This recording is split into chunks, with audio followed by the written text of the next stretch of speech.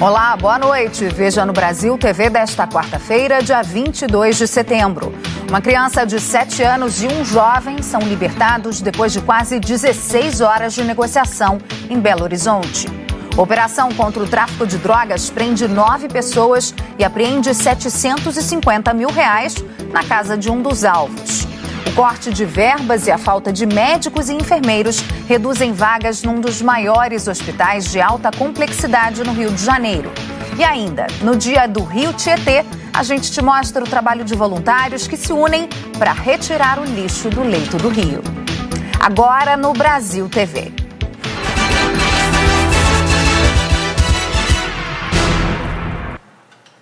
Foram libertadas com vida a criança de 7 anos e o homem que eram mantidos reféns por 16 horas na região de Venda Nova, em Belo Horizonte. O André Junqueira atualiza esse caso para a gente. O homem que mantinha reféns uma criança de 7 anos e um jovem de 23 dentro de uma casa na região de Venda Nova, em Belo Horizonte, foi baleado por um atirador de elite da Polícia Militar por volta das 10 horas da manhã de hoje. Leandro Mendes Pereira foi levado em estado grave para um hospital. No fim da tarde de ontem, ele chegou armado à casa da ex-companheira. Ela conseguiu fugir, mas o filho dela e um amigo ficaram na casa sofrendo ameaças do sequestrador. De acordo com a polícia, Leandro Pereira invadiu a casa porque não aceitava o fim de um relacionamento que durou 7 anos. As negociações duraram quase 16 horas. A polícia informou que decidiu acionar o atirador de elite quando a situação ficou insustentável. O sequestrador fazia exigências que não poderiam ser atendidas. Somente o sequestrador foi atingido com a ação da polícia. A criança e o outro homem feitos reféns foram libertados sem ferimentos. E no Rio de Janeiro, moradores da Zona Norte sofrem no meio de uma guerra entre milicianos e traficantes que disputam o domínio da área. Essa manhã, a PM fez operações na região. Logo cedo, o helicóptero da Polícia Militar sobrevoou os morros do Fubá e do Campinho. Segundo a PM, a operação foi para tentar impedir a guerra entre criminosos rivais que travam uma disputa territorial. Por baixo, viaturas ocuparam pontos da Avenida Hernani Cardoso, uma das principais vias do bairro. Foi o 4º dia seguido em que moradores relataram tiroteios na região. Na terça-feira, um homem foi baleado durante uma troca de tiros e teve que ser carregado por amigos até a UPA do Campinho. Moradores registraram o confronto.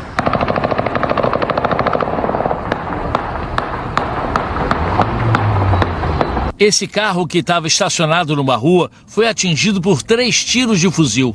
Numa pastoral do menor, crianças foram abrigadas dentro de uma sala para se proteger. Pelo menos 3 escolas tiveram que fechar as portas e mandar os alunos para casa. Devido ao tiroteio no Morro do Fubá, a minha filha foi suspensa as aulas dela desde ontem. Vai ter mais presencial, pelo menos até segunda ordem, assim, para acalmar as coisas lá nesse local. 2 unidades de saúde também interromperam o funcionamento e deixaram pacientes sem atendimento. No meio de todo esse conflito entre traficantes de drogas e milicianos, os moradores da região, eles não suportam mais tanta violência num bairro que antes era considerado tranquilo. Agora, não tem hora para começar o tiroteio, eles usam armamento muito pesado. Tem um condomínio aqui ao lado, que a lateral do condomínio está cheio de bala aqui. Uma bala entrou pela janela de um morador, sabe? E a gente está nessa dificuldade, e assim a gente vai levando, infelizmente. Policiais militares também fizeram uma ação no Morro do 18, em Água Santa. De acordo com a PM, é lá que começou a guerra entre a milícia e o tráfico, que se estendeu para o Morro do Fubá. 2 veículos blindados deram apoio à ação, que teve o objetivo de coibir roubos de veículos e de carga na região. A Polícia Federal prendeu 9 pessoas em uma ação contra o tráfico de drogas em 3 estados. Na casa de um dos suspeitos, os policiais encontraram um cofre com mais de R$700 mil. Foram mais de 30 ordens judiciais entre mandados de busca, apreensão e também de prisão contra integrantes de um grupo que, segundo a Polícia Federal, movimentou milhões de reais do tráfico de drogas. A operação aconteceu hoje pela manhã e, além das 9 prisões preventivas, cumpriu também sequestro de bens aqui em Mato Grosso e em São Paulo e Roraima. No endereço de um dos suspeitos, os policiais acharam um cofre com 750 mil reais. O nome dele não foi divulgado. Também foram encontradas anotações com os valores recebidos pelos criminosos. A investigação mostrou que eles lavavam o dinheiro utilizando postos de combustíveis, uma mineradora e uma transportadora de cargas. Essa é a segunda fase da Operação Jumbo, que já tinha prendido 8 pessoas em maio deste ano. De acordo com a Polícia Federal, em 4 anos, os criminosos movimentaram mais de 350 mil reais do tráfico de drogas. Os investigados devem responder pelos crimes de tráfico de drogas, lavagem de dinheiro e organização criminosa. As penas somadas ultrapassam 18 anos de prisão. Em Rondônia, a polícia fez uma outra ação contra o tráfico de drogas. O Rauan Araújo tem as informações. Olá a todos. A Polícia Federal realizou nesta quinta-feira uma operação de combate ao tráfico de drogas aqui em Rondônia. O objetivo foi desarticular um grupo criminoso que era dedicado ao tráfico internacional de drogas no município de Seringueiras, que fica a cerca de 190 quilômetros aqui de Paraná. Foram cumpridos 2 mandados de prisão temporária e 10 mandados de busca e apreensão nas cidades de Seringueiras, Alvorada do Oeste, Jaru e também aqui em Ji-Paraná. De acordo com a Polícia Federal, as investigações tiveram início em abril a partir de uma apreensão de 440 quilos de cocaína que estavam sendo transportados no interior de um veículo na área rural de Seringueiras. Essas investigações apontaram a existência de um grupo criminoso especializado no tráfico de entorpecentes. Os investigados poderão responder pelos crimes de tráfico de drogas e também de associação para o tráfico. As penas somadas podem chegar a 25 anos de prisão.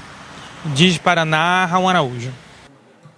Um dos maiores hospitais de alta complexidade no estado do Rio funciona com apenas 9 leitos de UTI.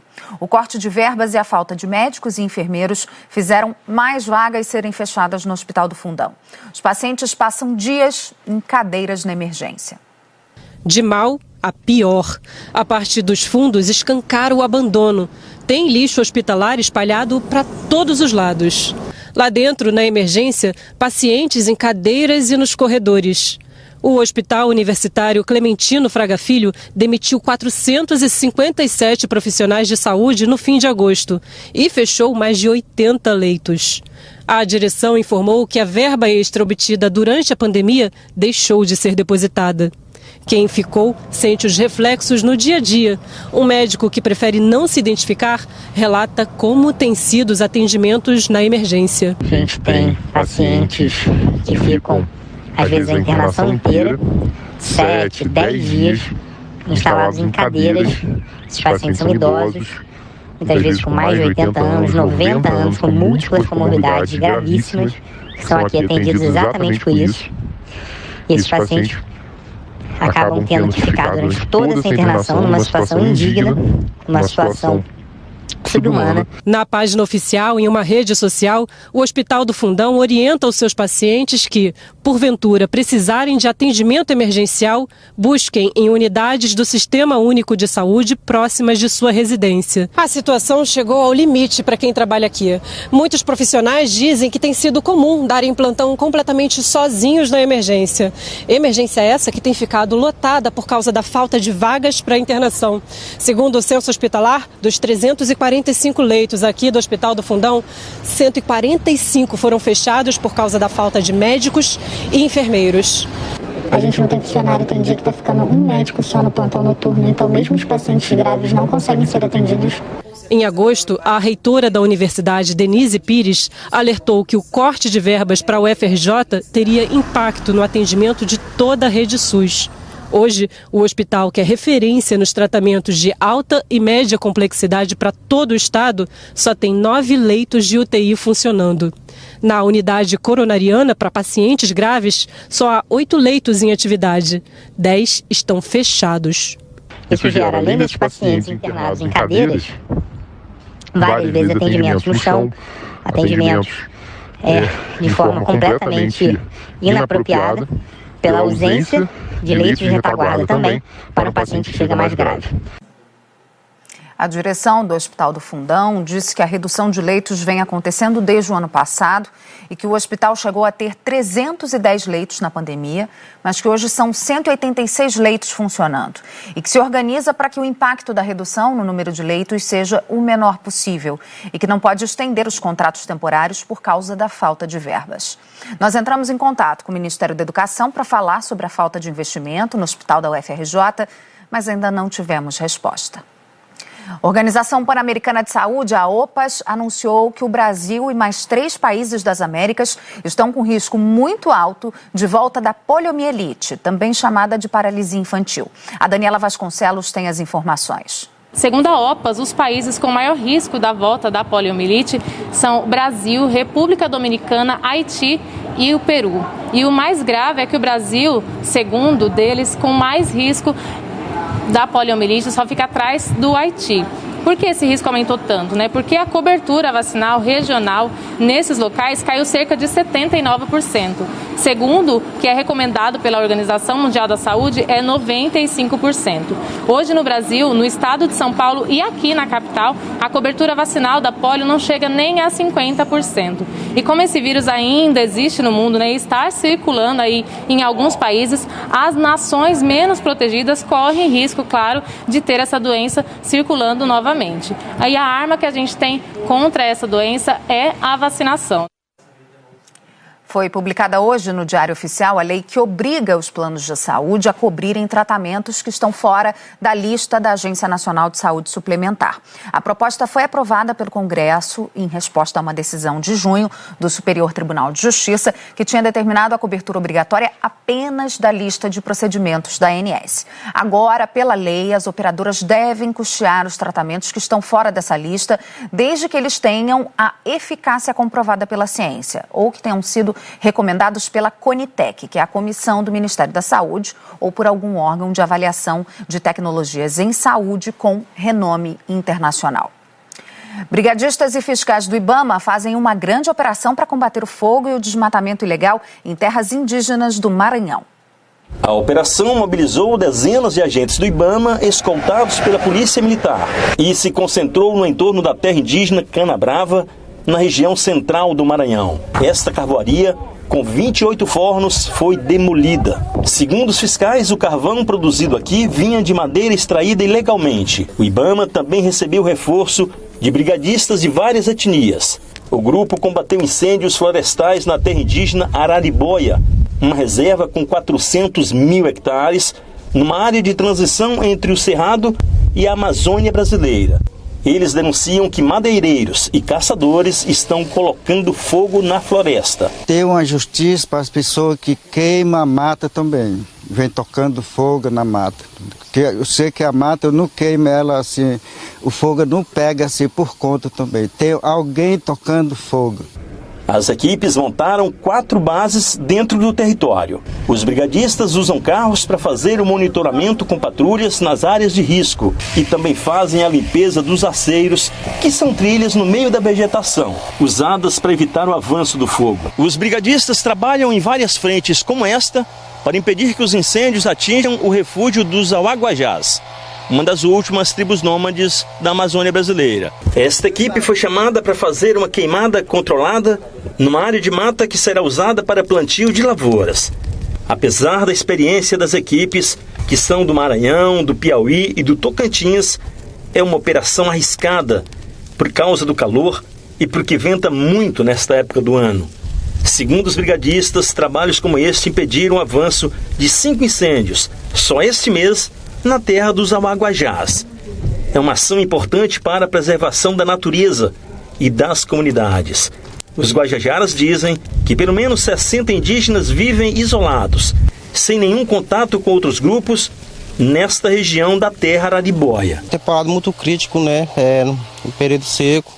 E eu moro aqui na Terra Araribóia, faço da comunidade.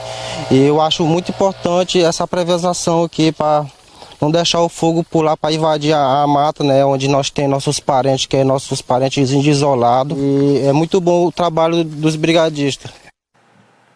E a seguir, os 50 anos do primeiro computador brasileiro, o Patinho Feio.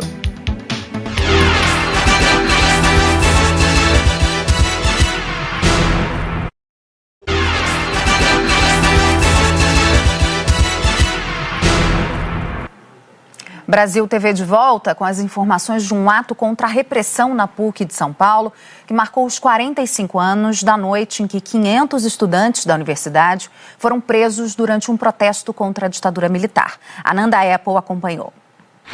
O ato PUC São Paulo pela Democracia reuniu representantes da sociedade civil, juristas, jornalistas, professores e alunos da PUC São Paulo. Eles lançaram aqui um manifesto por eleições livres e pelo respeito ao resultado das urnas. E os participantes relembraram os 45 anos da invasão do campus. Naquela ocasião, tropas militares invadiram a universidade com bombas de gás lacrimogênio e cacetetes, comandados pelo coronel Erasmo Dias, que era secretário de Segurança do Estado. A polícia feriu estudantes, quebrou salas de aula e confinou mais de 1.500 pessoas num estacionamento que faziam um ato contra o regime militar que tinha impedido um encontro de estudantes no dia anterior. A invasão resultou em mais de 500 prisões entre professores, funcionários e estudantes da PUC.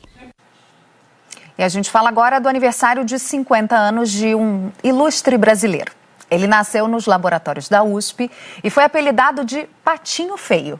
A Paula Araújo foi até a Escola Politécnica da USP hoje cedo e mostra pra gente esse aniversariante.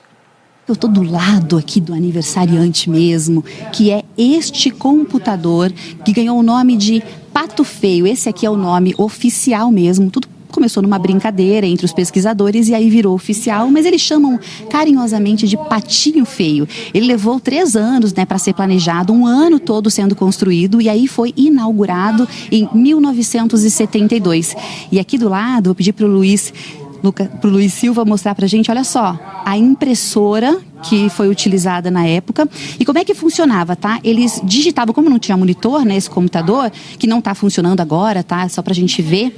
Eles digitavam a informação e a informação que eles queriam saía impressa. E essa imagem aqui foi exatamente a imagem que eles fizeram aparecer no dia da inauguração, um patinho, Na verdade, esses pontinhos são várias letras X, como curiosidade. Claro que essa aqui não é a impressão de 1972. Eles colocaram aqui pra gente mostrar para vocês. E eu vou falar com o Lucas, que é um dos construtores desse computador. Lucas, eu vou te dar um abraço. Obrigada, Lucas. Obrigada. Eu não vi você hoje.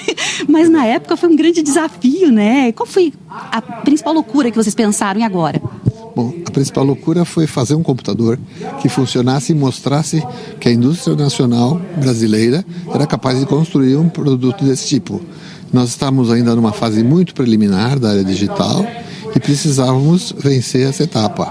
Daí para frente, vários computadores foram construídos no Brasil, vários sistemas de controle com computador foram construídos no Brasil e a indústria digital floresceu. Hoje é o dia do Rio Tietê, o gigante paulista. Na cidade que leva o nome do rio, no sudoeste do estado, voluntários organizam mutirões para recolher das águas o que jamais deveria ter sido jogado lá. Por que uma sela de cavalo foi parar no leito? Quanto tempo faz que essa garrafa está aí boiando? O que você imaginar dá para encontrar no Rio Tietê. Isso aqui é tudo aproveitável, não é para jogar no Rio Tietê, porque isso aqui a gente está poluindo o meio ambiente mesmo. A vida resiste.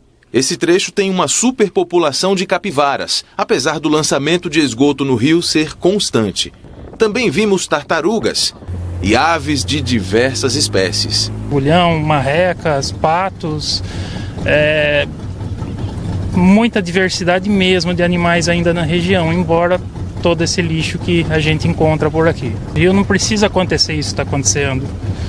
Isso que a gente está fazendo é um esforço de formiguinha por enquanto. Conscientização que vai fazer realmente a coisa acontecer e mudar a cultura, o jeito do pessoal pensar a respeito do lixo reciclável. Em Tietê, o rio que dá nome ao município tem 42 quilômetros de curso d'água. Aquela casa de bomba antiga, hoje desativada, é um exemplo do que fez o desenvolvimento. Não é mais possível fazer a captação da água para o consumo humano, mas segundo os ambientalistas, com as políticas públicas corretas, isso pode acontecer de novo a longo prazo. Basta só um primeiro passo. Educação ambiental que deve ser fortalecida para a comunidade estudantil e para a sociedade civil de maneira geral. Nada mais justo com a natureza, que contribui tanto para o desenvolvimento do estado de São Paulo. Em 2 horas, 300 quilos de lixo foram retirados das águas e margens num passeio que transforma o ponto de vista de qualquer pessoa. Poder, contribuir com essa limpeza do rio, porque vai ajudar muito no meio ambiente, Então, eu estou muito feliz de poder estar participando disso. E é o que a gente espera no futuro, ver esse rio limpo, um dia, Brasil TV fica por aqui. Outras notícias logo mais no Jornal Nacional, às 8h55 da noite, hora de Brasília. Ótima noite para você. Até amanhã.